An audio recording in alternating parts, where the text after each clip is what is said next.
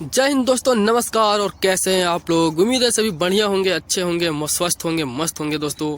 और दोस्तों आज हम बात करेंगे एयरफोर्स में आई हुई वैकेंसी के बारे में। जी हाँ दोस्तों, एयरफोर्स का नोटिफिकेशन आ चुका है, आप देख सकते हैं यहाँ पे अग्निवीर वायु intake 01/2026 short details of notification. तो दोस्तों अभी नोटिफिकेशन आ चुका है, इसका एग्जाम फॉर्म अप्लाई होना शुरू हो जाएगा 7 जनवरी से। तो चलिए फटाफट हम आगे देखते हैं दोस्तों एयरफोर्स के क्या क्या डेट रखा है, क्या इसका नोटिफिकेशन में पूरा कंप्लीट दिया गया है, इसको पूरा कंप्लीट करके देखते हैं। तो दोस्तों सबसे पहले हम बात करते हैं इंपॉर्टेंट डेट्स की। तो आपका एप्लीकेशन शुरू हो रहा है, देखिए 7 जनवरी 2025 से। जी हाँ दोस्तों, 7 जनवरी 2025 से आपका एप्लीकेशन अप्लाई होना शुरू हो जाएगा। और जिसका लास्ट डेट है दोस्तों अप्लाई करने का 27 जनवरी 2025। मतलब दोस्तों आपको टोटल 20 दिन का टाइम दिया जाएगा। 20 दिन में ही आपको फॉर्म अप्लाई कर लेना है, 20 दिन में आपको फॉर्म कंप्लीट कर लेना है। पेमेंट भी आपको 27 जनवरी 2025 तक में ही क्लियर कर लेना है दोस्तों। एग्जाम डेट की अगर हम बात करें तो देखिए एग्जाम डेट भी क्लियर कर दिया गया है 22 मार्च 2025। मतलब 22 मार्च को आपका एग्जाम हो जाएगा। तो आपको तैयारी में अभी से लग जानी है, आपको इंतजार नहीं करना है, आपको वेट नहीं करना। आपके पास सिर्फ 2 महीना समझिए, 2 से 2.5 महीना टाइम बचा हुआ है। अगर अभी से जोड़िए तो भी 3 महीना आपके पास टोटल टाइम है, उसमें भी बहुत सारा टाइम इधर उधर निकल जाता है। आपको अभी से प्रिपरेशन में लग जाना है, तैयारी में अभी से जुट जाना है दोस्तों हम फी की बात करें तो देखिए जनरल ओबीसी ईडब्ल्यूएस के लिए 550 रुपये रखा गया है और एसटी एससी के लिए भी 550 रखा गया है दोस्तों। इसमें किसी के साथ कोई भेदभाव नहीं किया गया है, सभी कैटेगरी को, सभी कास्ट को सेम अमाउंट पे करना होगा। पे आपको कैसे करना है? Debit card, credit card, net banking के द्वारा आप ऑनलाइन पेमेंट कर सकते हैं दोस्तों। अब हम बात करते हैं यहाँ पे एज की कि एयरफोर्स में आपका एज क्या है। जो एयरफोर्स अग्निवीर है उसमें आपको किस एज में लिया जा रहा है और किस एज में आपको निकाला जाएगा। तो देखिए मिनिमम एज जो है आपका 17.5 से 21 साल तक, मतलब 17.5 से 21 साल के बीच अगर आपकी एज है तो आप इस फॉर्म को अप्लाई कर सकते हैं दोस्तों। देखिए एज बिटवीन यहाँ पे लिखा हुआ भी है 1/1/2005 से 1/7/2008 तक के बीच में ही आपका जो है डेट ऑफ बर्थ होना चाहिए। अगर इसके बीच में अगर है तभी आप इस फॉर्म को अप्लाई करने के लिए एलिजिबल माने जाएंगे। दोस्तों अब हम बात करते हैं यहाँ पे पोस्ट नेम। दोस्तों यहाँ पे टोटल पोस्ट तो नहीं दिखाता है इसमें कभी, एवरेज 3 से 3.5 हज़ार के लगभग में इसका पोस्ट होता है। लेकिन यहाँ पे देखिए पोस्ट नेम दिखला रहा है इंडियन एयरफोर्स अग्निवीर वायु इनटेक जनवरी 2026। और दोस्तों हम बात करते हैं यहाँ पे एलिजिबिलिटी कि अग्निवीर का जो स्कीम है Indian air force Agnipath Agniveer scheme eligibility. तो इसमें दोस्तों 2 तरह का बात होता है। सबसे पहले एक होता है साइंस सब्जेक्ट के लिए, एक होता है अदर देन साइंस के लिए। तो सबसे पहले हम साइंस में बात करते हैं दोस्तों। तो देखिए साइंस में जो भी कैंडिडेट इंटरमीडिएट पास है, वो भी जिन्होंने साइंस से पास किया है, मतलब जिन्होंने आईएससी किया है, इंटर में जिन्होंने साइंस सब्जेक्ट लेकर कंप्लीट किया है, जिसके साथ उनका मैथमेटिक्स और फिजिक्स होना कंपलसरी है। जी हाँ दोस्तों, अगर आपने इंटर साइंस से लेकर पास किया है, मतलब अगर आपने आईएससी किया है, तभी आज आप इस फॉर्म को भरने के लिए एलिजिबल हैं साइंस सब्जेक्ट के लिए। और अदर दैन साइंस में अगर आपने आर्ट्स भी रखा है तो भी आप एप्लीकेबल होंगे। उसके बारे में अभी आगे हम बात करेंगे, सबसे पहले हम इसमें बात करते हैं। तो देखिए इंटरमीडिएट पास होना जरूरी है with mathematics and physics and English. वो भी दोस्तों मिनिमम 50% मार्क्स के साथ। इंग्लिश में तो 50% मार्क्स आपके होने ही चाहिए। आप कोई सा भी फॉर्मूला लगा लो, इसमें 2-3 रूल दिया हुआ है, उसको भी हम डिटेल करेंगे। लेकिन आपका इंग्लिश में 50% मार्क्स होनी ही चाहिए।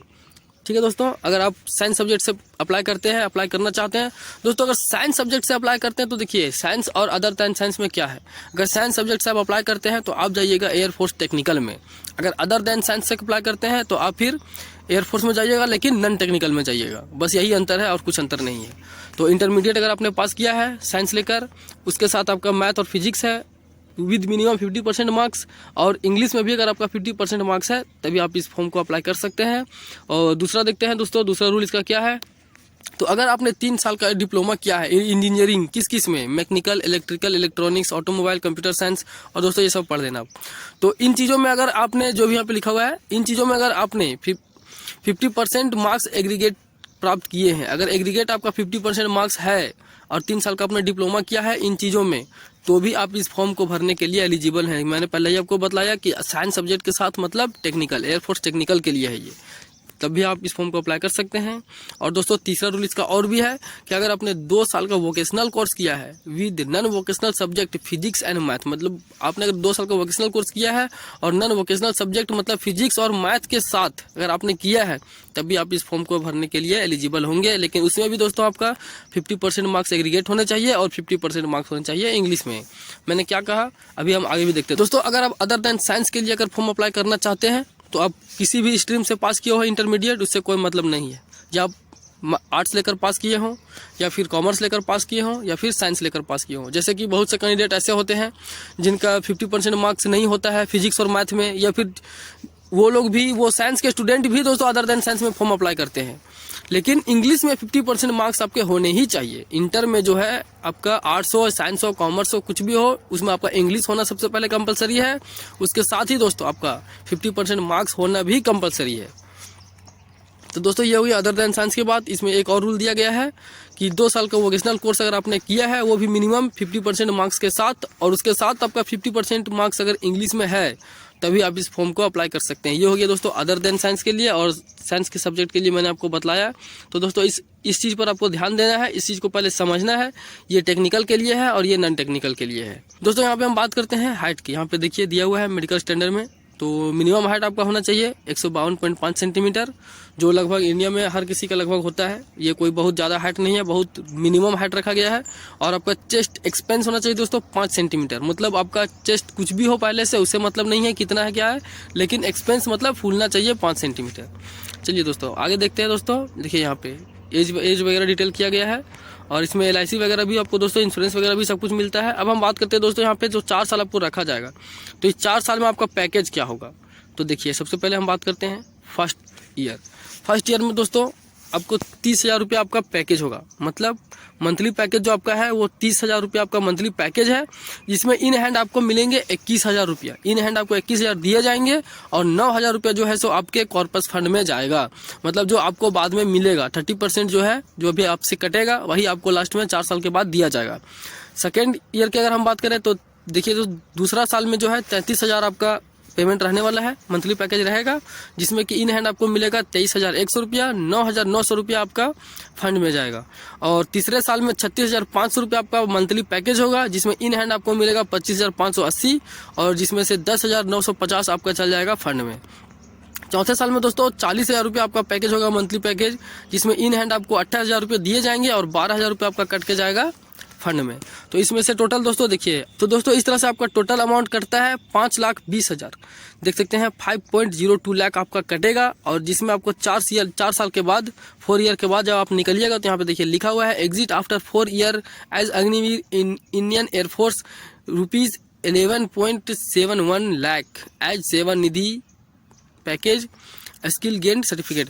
दोस्तों देखिए जब आप 4 साल के बाद निकलिएगा तो आपका तो कट तो रहा है 5 लाख रुपये, लेकिन आपको दिए जाएंगे सेवा निधि पैकेज के तहत आपको दिए जाएंगे 11,71,000 रुपये आपको मिलेगा, और उसके साथ आपको जो आपने स्किल गेन किया है उसका सर्टिफिकेट भी मिलेगा, जिससे कि आप कहीं भी बाहर में एक सर्विसमैन के नाम पर आप आसानी से जॉब कर सकते हैं, दूसरे किसी डिपार्टमेंट में जॉब कर सकते हैं, प्राइवेट काम भी आप आराम से आपको मिल जाएगा, आसानी से मिल जाएगा। तो इस टाइप का आप काम कर सकते हैं। दोस्तों इसमें एक बात और भी कही गई है कि जो 25% बच्चे जो इनरोल्ड होंगे रेगुलर कैडर में, उनको रेगुलर चलेगा जब तक 15 साल, 17 साल, 19 साल जब तक उनकी एज होती है उनको काम करने का, उनको रखने का, तब तक आपको पूरा वहाँ पे रखा जाएगा।